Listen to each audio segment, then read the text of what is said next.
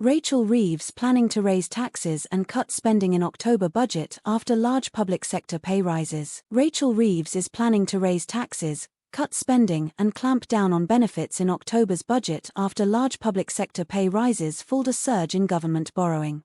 The Treasury borrowed £3.1 billion in July, according to the Office for National Statistics, well above the £0.1 billion anticipated by the Office for Budget Responsibility. The government has borrowed £51.4 billion this year so far, which is £4.7 billion more than the OBR predicted. Last month she announced she was scrapping winter fuel payments for most pensioners, shelved plans for social care reform and shelved plans for road, rail and hospital investment as part of plans to reduce borrowing costs. Ms. Reeves has accused the Tories of leaving behind a £22 billion black hole in public finances when they left office. Read more. Home Secretary Yvette Cooper announces new plans to boost border security in bid to tackle small boat smuggling gangs. Read more. Probe launched into whether hatches of Bayesian superyacht were left open and caused it to sink in minutes. A source told The Guardian. We don't accept the positive economic inheritance line, given the decade that went before, but regardless, nothing in the recent data can offset the scale of the black hole in the public finances we're looking at. She is reportedly considering raising inheritance tax in the budget on October 30, and a squeeze on public spending is also expected. She is believed to be considering raising more money from inheritance tax and capital gains tax. Sticking to plans for a 1% increase in public spending even though it would involve cuts for some Whitehall departments. Rejecting pressure to scrap the two-child benefit cap. Changing the way debt is measured to exclude the Bank of England. Last month Ms. Reeves accused the previous Conservative government of leaving a £21.9 billion black hole in the public finances, through unfunded commitments that she said it had covered up. Chief Secretary to the Treasury Darren Jones said, "Today's figures are yet more proof of the dire inheritance left to us by the previous government. A £22 billion black hole in the public finances this year, a decade of economic stagnation and public debt at its highest level since the 1960s, with taxpayers' money being wasted on debt interest payments rather than on our public services."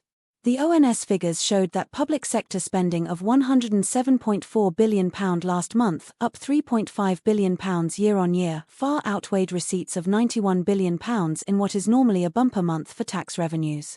The ONS data also revealed that public sector net debt excluding state-owned banks was estimated at 99.4% of gross domestic product, GDP, at the end of July. This was 3.8 percentage points more than a year ago and remains at levels last seen in the early 1960s. Jessica Barnaby, Deputy Director for Public Sector Finances at the ONS, said, "Revenue was up on last year, with income tax receipts in particular growing strongly. However, this was more than offset by a rise in central government spending where, despite a reduction in debt interest, the cost of public services and benefits continued to increase. Government borrowing in July is usually low thanks to a surge in self-assessment tax receipts, with a record £12.9 billion being received in July. But July's data showed soaring public spending as social benefits leaped higher due to recent inflation-linked increases. The figures do not yet take into account the recent round of public sector pay rises announced by the Labour government. Ms. Reeves last month ditched winter fuel allowances for 10 million pensioners as part of immediate action to address a shortfall in the public finances by £5.5 billion, with the rest of the gap to be tackled at a budget on October 30. Experts are warning that the latest set of borrowing figures raise the spectre of further tax rises and more borrowing to cover spending on public services.